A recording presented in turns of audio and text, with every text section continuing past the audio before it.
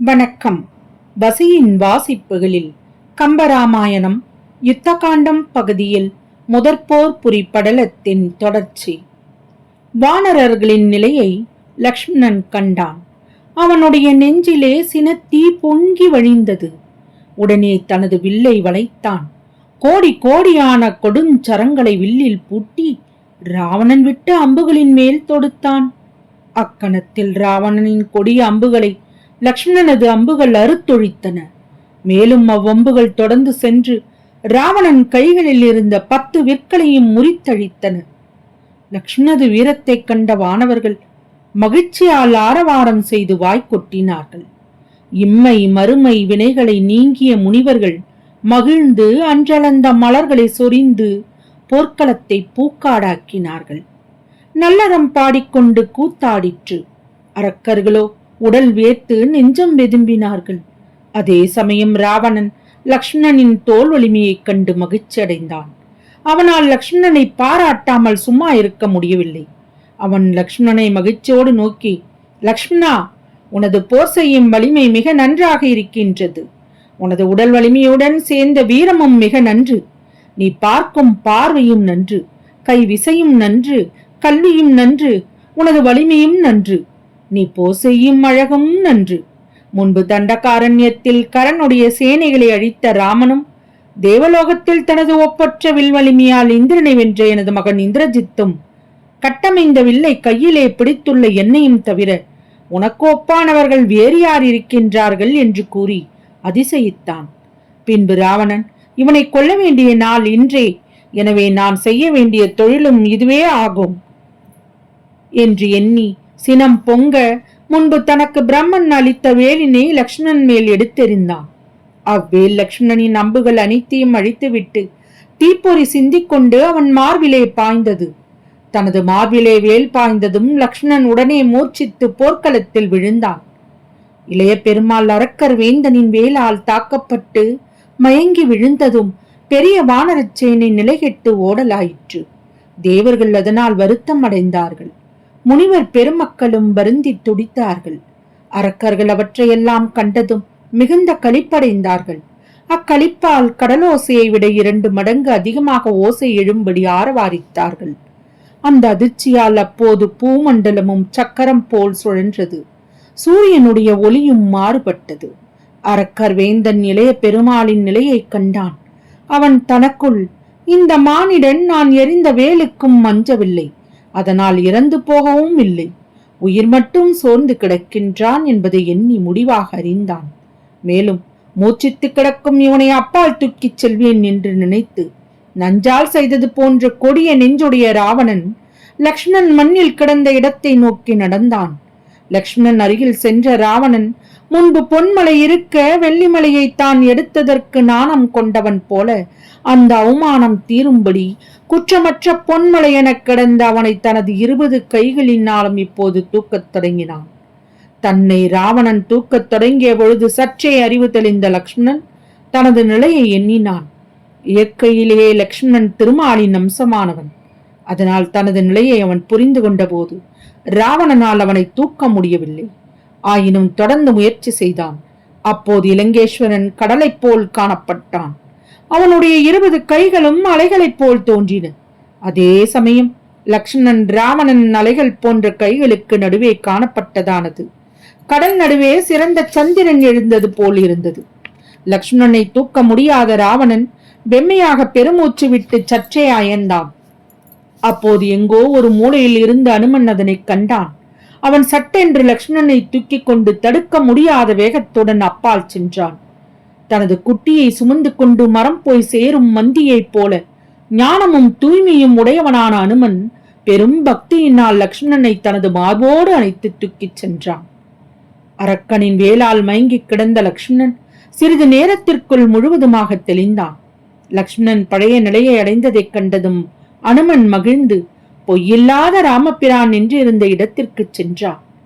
வாயுபுத்திரன் ராமபிரானை அடைந்த பொழுது தம்மை கண்டோர் அனைவரும் யானை மேல் செல்லும் சிங்கம் இவர் என்று சொல்லும்படி ராமபிரான் ராவணனை நோக்கிச் சென்றார்.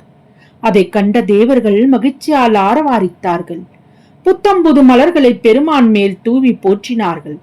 ராவணனும் அப்போது ராமரை நோக்கி தனது தேரில் விரைந்து வந்தான். ராமர் பூமியில் நடந்து செல்வதையும் ராவணன் தேரில் வருவதையும் கண்ட வீரக் கழல் அணிந்த அனுமன் இவர்களுக்குள்ளே நடக்கப் போகும் போர் அதனை சிறப்பாக இருக்காது என்று எண்ணினான். உடனே ராமபிரானிடம் சென்று சேர்ந்தான். பெருமானை நோக்கி, மாற்றம் இல்லாத போரை செய்யும் ராவணன் மிகுந்த வேகமுடைய 1000 குதிரைகள் பூட்டிய தேரில் இருந்தபடி உம்மோடு போர் செய்யப் போகிறான். அப்போது நீர் பூமியில் நின்றபடி போர் செய்வது கூடாது. அப்படி செய்வீரானால் அது உமது ஒப்பற்ற எளிமையை எடுத்து காட்டும் ஐயனே. ஆகவே நான் மெலிந்தவனாக இருந்தாலும் எனது தோளின் மேல் ஏறிக்கொண்டு அவனோடு போர் செய்வீராக என்று அனுமன் வேண்டினான். மாருதியின் வேண்டுதலுக்கு ராமபிரான் செவி சாய்த்தார். அவனுடைய தோளின் மேல் ஏறிக்கொண்டார். அப்போது சிறப்புடைய மலையின் மேல் ஏறிய சிங்கம் போல அனுமன் மேல் ஏறியுள்ள ஸ்ரீராமபிரான் விளங்குவதாக சொல்லி தேவர்கள் பெருமானை வாழ்த்தினார்கள். வாமன பிரம்மச்சாரியாகி முன்பு உலகளந்த திருமாலின் வடிவை சிறப்பாக அறிந்திருந்த அனுமன் அப்போது தனக்கு அத்திருமாலின் மறுவடிவமான ஸ்ரீராமரை தாங்கும் வலிமை ஏற்பட்டிருப்பதை அறிந்து மிகுந்த வியப்படைந்தான். அனுமன் அவ்வாறு வியப்பட்டைகளில் கருடனோ எப்பொழுதும் திருமாலை தாங்கும் பேறு தனதாக இருந்தது. இன்று நீங்கிவிட்டதே என்று எண்ணி வெட்கம் கொண்டான். மற்றொருவனாகிய ஆதிசேஷன் அதனால் தலை நடுக்கு கொண்டான். சீதை மணாளருக்கு அப்போது திருமாலையும் அனுமனுக்கு பார்க்கடலையும் ஓமையாக சொல்ல முடியாது. ஏனென்றால் திருமால் யோக நித்திரை செய்கின்றவன், ஸ்ரீராமரோ விழித்தவராக இருக்கின்றார். ஆதலால் அப்போது அவர்கள் இருவருக்கும் ஓமை கூற வேண்டுமானால் அனுமன் வேதத்தையும் ராமர் வேதத்தின் சிரமாகிய உபநிஷத்துகளின் மூலப்பொருளான பரம்பொருளையும் ஒத்திருந்தார்கள். இதை காட்டிலும் அவர்கள் இருவருக்கும் கூறத்தக்க வேறொரு ஓமை இல்லை. மேலும் அனுமனின் தோல் மேருவின் சிகரத்தை போன்றது என்று கூறினால் அது குற்றமானதாகும். ஸ்ரீராமபிரானை தனது தோளில் அனுமன் சுமந்து செல்வதைக் கண்ட முனிவர்கள் பெருமகிழ்ச்சி கொண்டு வாழ்த்தினார்கள். தர்மதேவதை குற்றமற்ற அழகிய நெடிய கையை எடுத்து கூத்தாடிற்று. கைலையில் அமைந்துள்ள பரமசிவனும் பிரம்மனும் ஆகியவர்களை முதல்வராக கொண்ட தேவர்கள் ராமபிரானது யுத்தத்தை காண வானில் விரைந்து வந்து கூடினார்கள். தனது வில்லில் ராமர் நானொலி எழுப்பினார்.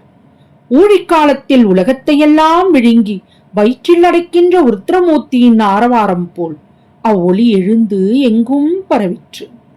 அந்த ஒளியினை கேட்டு அரக்கரும் இயக்கரும் இறந்து போகாவிட்டாலும் ஓரிடத்தில் நிற்க முடியாதவர்களாய் அச்சம் கொண்டு கலங்கினார்கள்.